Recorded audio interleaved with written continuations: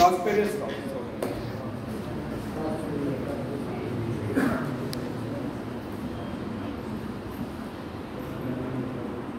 तो पहले एक शेर सुनाता हूं।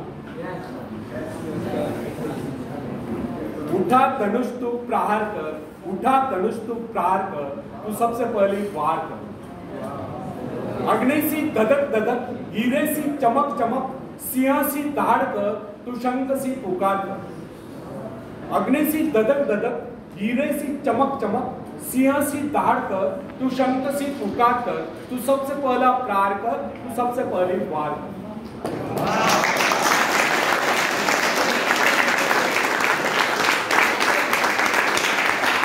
झुकेण तू, थमेण तू, रुकेण तू, झुकेण तू, थकेण तू, झुमेण तू, सॉरी, तू थकेण तू, झुकेण तू, थमेण तू, रुकेण तू, थकेण तू, झुकेण तू, थमेण तू, तू सबसे पहला प्रहार कर, तू सबसे पहली वार कर। जीवन की भूल भुलैया में तू सही रास्ते का इंतजार कर। जीवन की इस लड़ाई में अपने मन के विचारों से प्रहार कर, तू सबसे पहला प्रहार कर, तू सबसे पहली वार कर।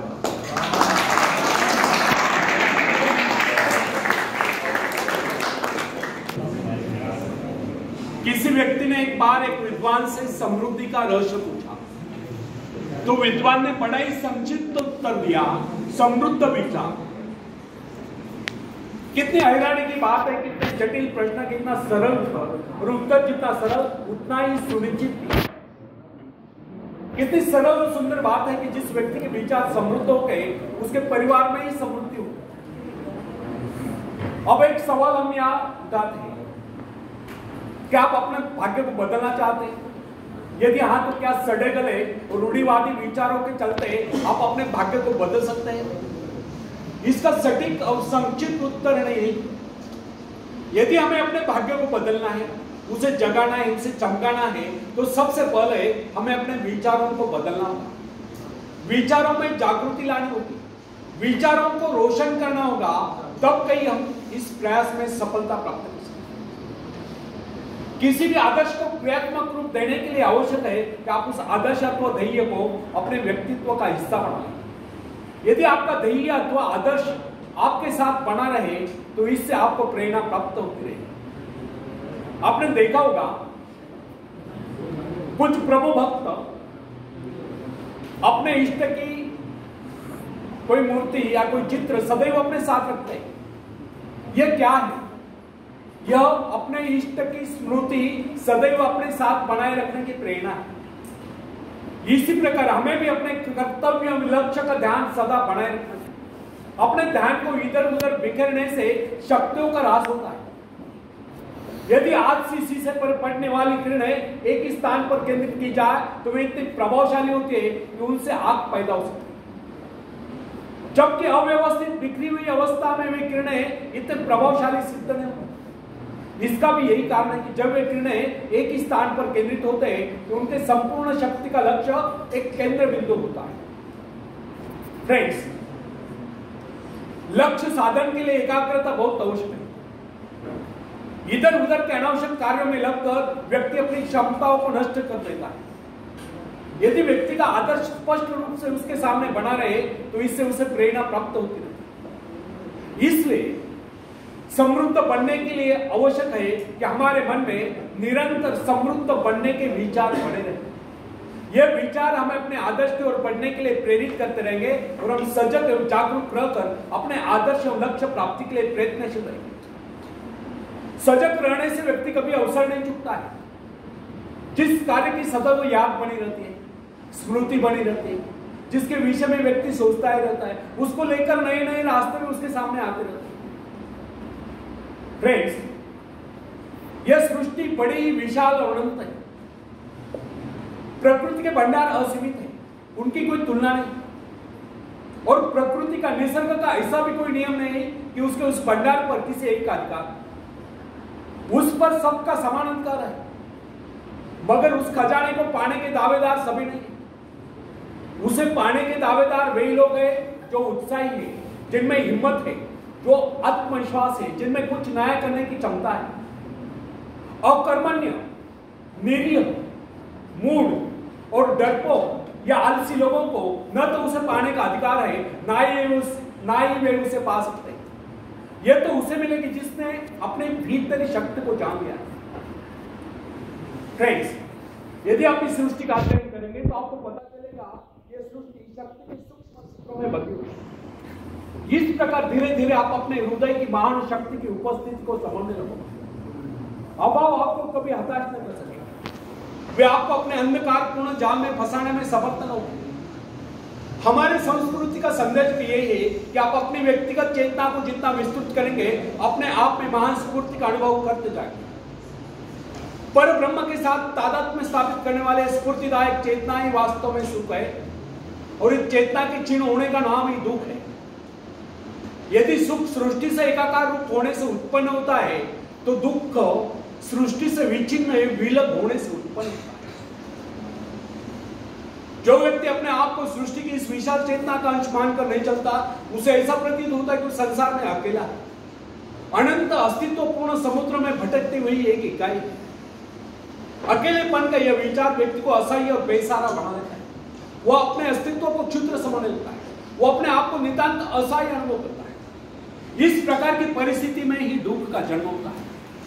जब जब भी व्यक्ति अपने आप को सृष्टि से अलग कर लेता है, तब तब वो अकेला महसूस करके भयभीत होता रहता है। और होगा भी क्यों नहीं, सृष्टि से नाता तोड़कर उसने स्वयं को अकेला जो कर लिया। इसके विपरीत जिस व्यक्ति ने सृष्टि से अपना संबंध जोड़ रखा है और तारतम्य बनाया हुआ है, वो स्वयं को कभी अकेला नहीं समझता। उसे ऐसा अनुभव होता है कि प्रकृति, निसर्ग उसका सहयोग करती है।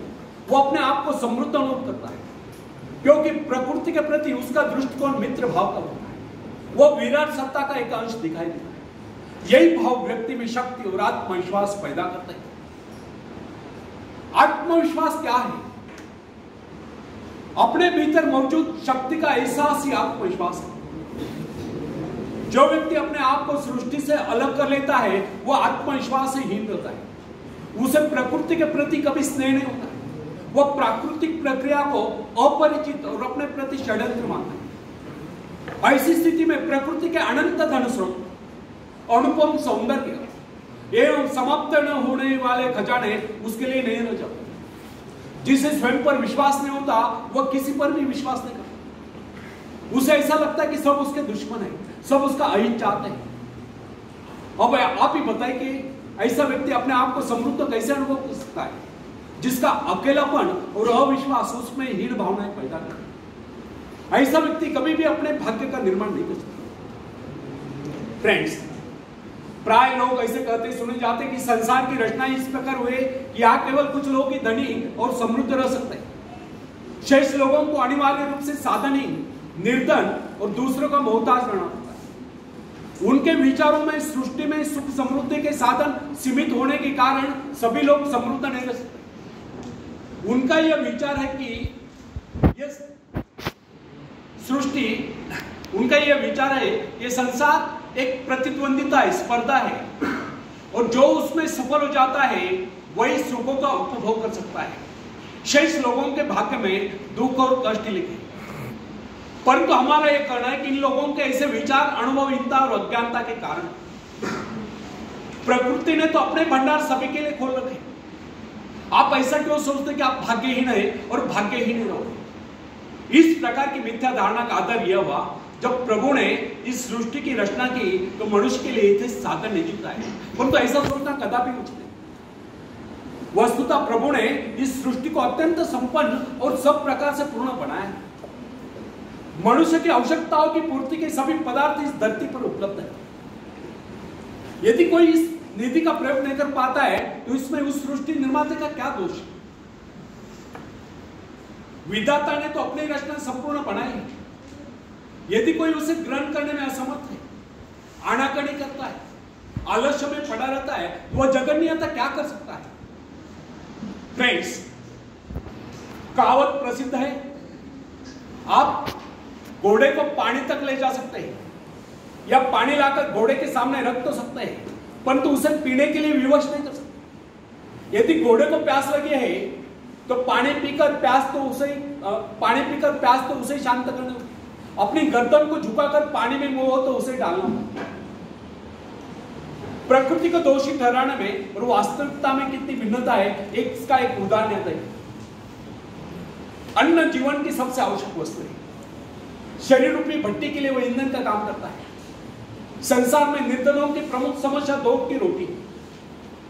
कुछ लोगों का यह कहना है कि अन्न की कमी है, क्योंकि धरती उतनी उपजाऊ है, खेती के लिए इतने साधन नहीं है, समय नहीं है। परंतु यह धारणा एक निर्भुल है, क्योंकि कृषि विशेषज्ञों का यह कहना है कि आज भी विश्व में बहुत सी भूमि बिना जोती पड़ी है। यह भूमि अत्यधिक उपजाऊ है, क्योंकि अभी तक इस भूमि में खेती नहीं हुई, इसलिए उसके प्राकृतिक उर्वरता तत्व अर्थात नैसर्गिक सुपीकता अभी तक उसमें सुरक्षित है। इन कृषि विशेषज्ञों का तो यह भी कहना है, अगर इस सारी भूमि का सही ढंग से उपयोग किया जाए तो अन्न की कुल उपज 2 गुना नहीं तो कम से कम 1.5 गुना अवश्य हो जाएगी। व्यक्ति के जीवन की बात छोड़िए, सभ्यता के इतिहास का अध्ययन करने पर आपको यह मालूम हो जाएगा कि प्राचीन काल में लोग अपने घरों को प्रकाशित करने के लिए चर्बी का प्रयोग क्या करते थे। आप यह भी जानते होंगे कि यह चर्बी हवेल मछलियों के शरीर से निकाली जाती है। एक दिन लोगों को ज्ञात हुआ कि हवेल मछलियों की कमी पड़ गई। ऐसी स्थिति में चर्बी का भयंकर संकट उपस्थित हो गया। परंतु आवश्यकता आविष्कार की चंडी, उसी के साथ साथ मिट्टी के तेल का भी आविष्कार हुआ। अब कुछ दिन पहले वैज्ञानिकों ने यह घोषित कर दिया कि मिट्टी के तेल की मात्रा भी सीमित है और इस बात की पूरी संभावना है कि कुछ वर्षों में मिट्टी के तेल के कुएं सूख जाएंगे। इससे लोग एक बार फिर चिंतित उठे, क्योंकि उस काल में शक्ति का मुख्य साधन तेल ही था, जिससे कल कारखाने और अन्य प्रकार के वाहन चलते थे। लेकिन अगले क्षणों में वैज्ञानिकों ने यह घोषित कर दिया कि अणुशक्ति का प्रयोग प्रतिदिन की आवश्यकताएं पूरी करने के लिए किया जा सकता है। इसके साथ ही जल विद्युत का निरंतर बढ़ता हुआ प्रचार भी मानव की सभी आवश्यकताओं की पूर्ति करता रहेगा। आजकल तो सोलर एनर्जी पर बड़ा रिसर्च हो रहा है, पवन चक्कियों का इस्तेमाल बड़े पैमाने पर हो रहा है। इस प्रकार प्रकृति के अक्षय भंडारों और मनुष्य की चमत्कारपूर्ण आविष्कारक प्रवृत्ति के अनेक उदाहरण इस तथ्य की पुष्टि करते हैं, यदि व्यक्ति उत्साही और स्वावलंबी हो तो उसके लिए संसार में किसी चीज की कोई कमी नहीं। खोजने पर वो सब कुछ प्राप्त कर लेता है। इसलिए कहा गया, जिन्हें खोजा तिन्हें पाया। मनुष्य को भ्रम होता है कि उसने बहुत कुछ कर लिया, बहुत कुछ पा लिया है और प्रकृति के स्रोत खाली हो गए, किंतु यह उसकी भूल है, वह भ्रम में जीता है। वास्तविकता तो यह है कि मनुष्य ने अभी तक विश्व के एक अंश पर ही विजय प्राप्त की। पता नहीं अभी तक पृथ्वी के गर्भ में कितने खजाने अछूते देवे पड़े। यह विशाल ब्रह्मांड और इसका यह अंतहीन घेरा मनुष्य की प्रतिभा के लिए भयंकर चुनौती है। वैज्ञानिक न्यूटन ने गणित संबंधी नियमों द्वारा इस संसार की विशालता का अनुमान लगा लेने के बाद कहा था, मैं तो अभी तक एक अथांग सागर के तट पर खड़ा हूं और किसी अबोध बालक की तरह आयुभर खाक छानने पर भी मेरे हाथ केवल कुछ सिंपियां ही लगी। न जाने इस ब्रह्मांड सागर के धरोतले न जाने कितने करोड़ों करोड़ों माणिक मोती बिखरे हुए पड़े हैं, जिनकी हमें अभी भी तलाश है। यह बात सच कि संसार असीम और अपरिमित है। ब्रह्मांड में हमारी सभी इच्छा और आशा आकांक्षाओं को पूरा करने की क्षमता है। सुख प्राप्त करने के लिए केवल इन स्रोतों का उपयोग करना उत्साह के द्वारा ही संभव हो सकता है। सोई हुई शक्तियों को जगाकर प्रकृति की इस विशाल भंडार का उपयोग करने के लिए किए गए प्रयत्न अनंत है। समृद्धि उद्योगी पुरुष की दासी। प्रभु ने इस सृष्टि का निर्माण व्यक्ति की आनंद प्राप्ति के लिए किया है। ईश्वर ने मनुष्य की रचना इसलिए नहीं की कि वह सदैव अभाव में रहकर कष्ट भोगता रहे। क्या आप बता सकते कोई रचनाकार अपने किसी भी कृति के लिए इस प्रकार के भविष्य की रचना कर सकता है? कदापि नहीं। सच तो यह है कि हमारा जन्म सुख शांति पूर्वक जीने के लिए हुआ है। यह सृष्टि हमारे उपयोग के लिए बनाई गई है। जीवन का अर्थ यंत्रणा नहीं है, आनंद तथा उसका उपभोग है। अर्थात आनंद का अर्थ रुचंकल क्रीड़ा या अय्याशी। विलासिता और अय्याशी तो जीवन को पतन के गत की ओर जाते हैं। आनंद का वास्तविक अर्थ है व्यक्ति की सभी शक्तियों का पूर्ण विकास, और विकसित क्षमताओं का विश्व कल्याण के लिए प्रयोग, नैतिक जीवन में एक प्रकार के संतुलन की सृष्टि करना है।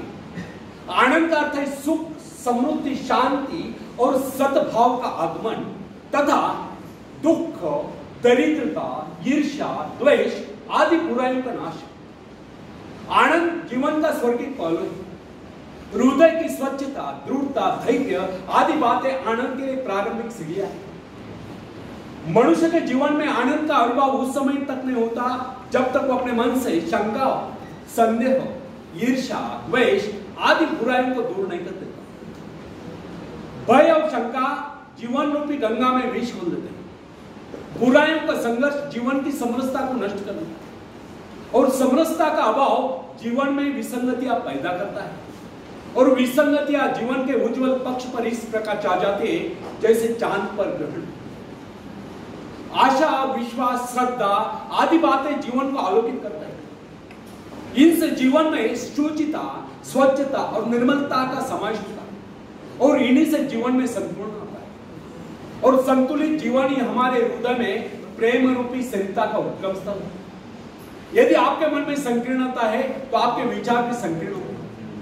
संकीर्णता के कारण ही मानसिक रूढ़िवादिता को प्रोत्साहन देता है। संकीर्ण विचारों वाला व्यक्ति अपने आप को इस संसार से निकालकर अंधेरे कुएं में कैद हो जाता है। उसका जीवन, उसके जीवन का ध्येय तथा अन्य गतिविधियां संकीर्ण घेरों में बंद कर जाती है। कोल्हू के बैल की तरह आंखों पर पट्टी बांधकर निरंतर चलते रहने पर भी वो वैसे के वैसा ही रहता है। उन्नत विचारों से उसका नाता टूट जाता है और एक दिन आता है जब समय उसके आगे निकल जाता है, वो केवल पोंगा पंथी के रूप में खड़ा रहता है। इसलिए हम विचारों की समृद्धि पर जोर देते हैं, भीतरी शक्तियों की जागृति पर जोर देते हैं। दुनिया में सब कुछ है, वो सब आपके लिए है, किंतु आप उठे तो सही, उसे प्राप्त करने का प्रयास तो करें। कोई ऐसा कार्य करे जो रचनात्मक और सृजनात्मक। फ्रेंड्स, सृजनशील व्यक्ति के मन में सृजनशील विचार होते हैं। यही विचार उसे समृद्धि की ओर ले जाते हैं। नई कल्पना के अभाव में वो कभी सफल नहीं हो पाता। सृजनशीलता ही सफलता की पहली सीढ़ी है। सृजन का उद्गम उसी व्यक्ति के मन में होता है जिसका हृदय मुक्त, स्वच्छंद और निर्मल। निर्धनता और असफलता का सबसे बड़ा कारण मन की संकीर्णता, डाउटफुलनेस। संकीर्णता के कारण ही मानसिक रूढ़िवादिता को प्रोत्साहन मिलता है। संकीर्ण विचारों वाला व्यक्ति अपने आप को इस संसार से निकालकर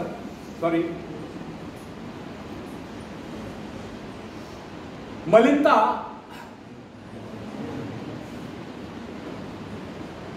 जो व्यक्ति ये समझते कि वे परिस्थितियों तथा सामाजिक असमानताओं के कारण निर्धन है, वे गलत समझते हैं। ऐसे लोग अपने भीतर झांक कर नहीं देखते कि हमें क्या कमी है। वे स्वयं का आत्मविश्लेषण करके दूसरों पर दोषारोपण करते हैं। सच्चा वास्तविकता तो यह है कि समृद्धि गुणों का वर्णन करती है, हेरा फेरी से वह कभी प्राप्त नहीं। जिन लोगों के मन में यह विचार घर कर गए कि सौभाग्यवान व्यक्ति धनी बन सकते हैं, वे कभी उन्नति नहीं कर सकते। ऐसा सोचना कदापि उचित नहीं। सौभाग्यशाली आप भी हैं और आप भी सब कुछ प्राप्त कर सकते हैं, किंतु वैसा प्रयास तो करें। भाग्य अभाग्य का रोना न रोकर कर्म करो, कर्मों से भाग्य बदलता है और कर्मण्यता आलस्य और निराशा से नहीं। क्या आपको पता है कि आपके भाग्य में क्या है?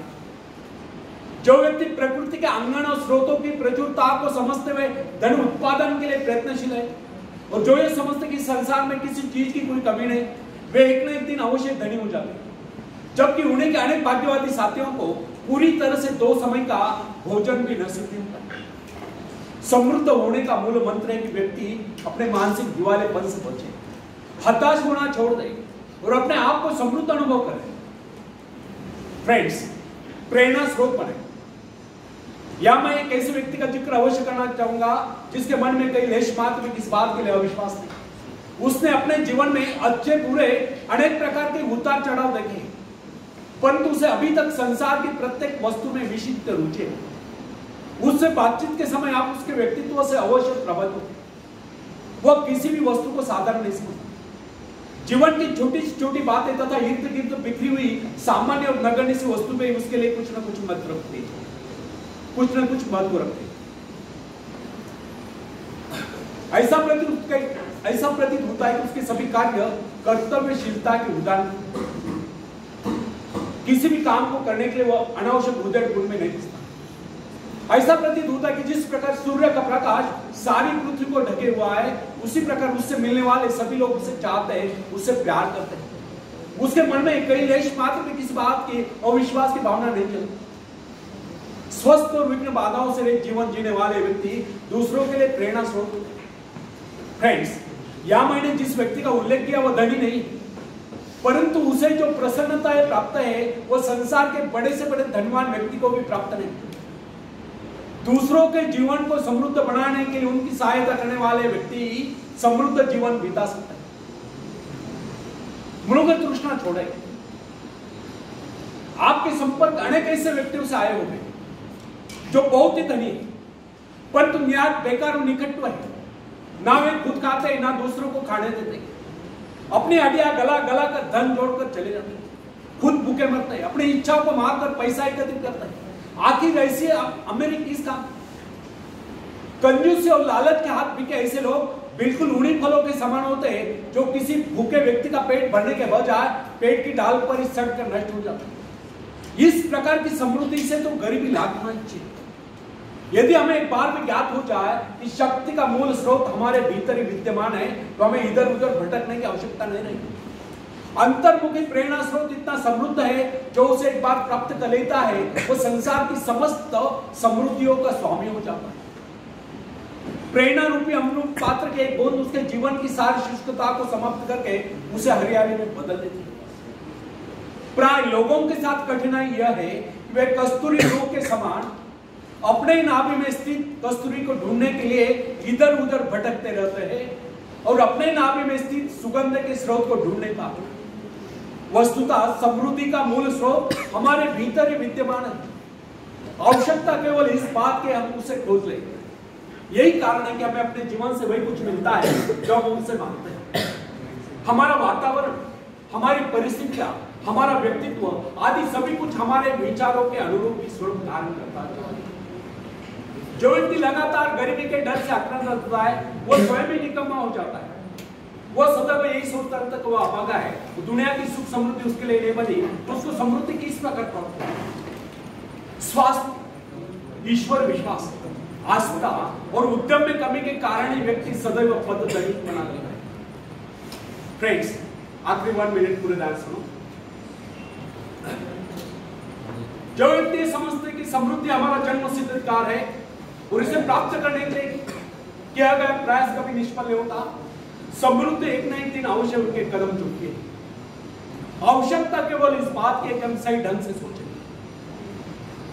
मैं अनेक इस व्यक्ति को जानता हूं जो आयु भर प्रसन्नता प्राप्त करने के लिए तरस रहे, परंतु प्रसन्न न हो सके। उन्होंने कभी अपने जीवन के संबंध में सही ढंग से सोचा है। वे सोचते कुछ रहे और करते कुछ रहे। इसका परिणाम यह निकला, न उन्हें सुख मिला न समृद्धि प्राप्त हुई। मेरे कहने का अर्थ यह नहीं कि सभी लोग एक समान होते हैं। नीचे कुछ लोग जन्म से ही हंसमुख और उदार होते हैं, जबकि अन्य लोग जन्म से ही चिड़चिड़े, कायर, क्रोधी, लोभी और कमजोर होते हैं। इतने पर भी अपने व्यक्तित्व का निर्माण व्यक्ति स्वयं कर सकता है। सहृदयता एक ऐसा सद्गुण है जो व्यक्तित्व के छोटे मोटे अवगुणों को ढांप लेता है। फ्रेंड्स, उठो, कर्म करो, स्वयं को हीन भावना से मुक्त कीजिए और इस रहस्य को भली भांति जान लीजिए कि प्रकृति के भंडार अनंत है। ईश्वर हम सबकी देखभाल करता है। उस सृष्टि के बनाने के वाले के पास किसी चीज की कोई कमी नहीं। हम उसकी संतान हैं और उसकी सारी संपत्ति हमारी है। हमारा जन्म इसलिए हुआ है हम अपने जीवन को गौरवशाली करें। मनुष्य इस सृष्टि का श्रेष्ठतम प्राणी है। उसका कर्तव्य है कि वो अपने पाशविक शक्तियों पर विजय प्राप्त करके उनका रूपांतरण निर्माणात्मक, सकारात्मक, रचनात्मक शक्तियों में करें और इन शक्तियों का प्रयोग मानव जीवन के विकास के लिए करें। इन विनाशकारी तत्वों का सही ढंग से नियंत्रण होने पर ही संसार से गरीबी और भूखमरी समाप्त हो सकती। सृष्टि निरंतर विकास की ओर अग्रसर है। वो विकास की योजनाओं पर चल रही है। काम करने वाला या कभी भूखा नहीं बनता, फिर सुकर्म करने वाले व्यक्ति को कभी इस बात में। समृद्धि आपके व्यक्तित्व की देन है, भाग्य अभाग्य से उसका कोई लेन देन नहीं। अपने व्यक्तित्व को सुधारिए, सफलताएं, सुख समृद्धि, खुशियां स्वयं चलकर आपके पास आएगी और आप कामयाबी के शिखर पर होंगे। आखिर में एक शेर में सुनाता हूं, तुम उड़ सकते हो मुक्त आकाश में, तुम मुक्त आकाश में पंछी हो, तुम व्यर्थ ही डरे हो, तुम भूल ही गए हो कि तुम्हारे पास पंख है, तुम पैरों से चल रहे हो, तुम आकाश में उड़ सकते हो, थोड़ा फड़फड़ाओ ताकि तुम्हें एहसास हो जाए। ध्यान सिर्फ भरोसा पैदा करने के लिए, तुमने कुछ खोया नहीं, तुम सिर्फ भूले हो कि अपने पास पंख है, अपने पास पंख है। धन्यवाद।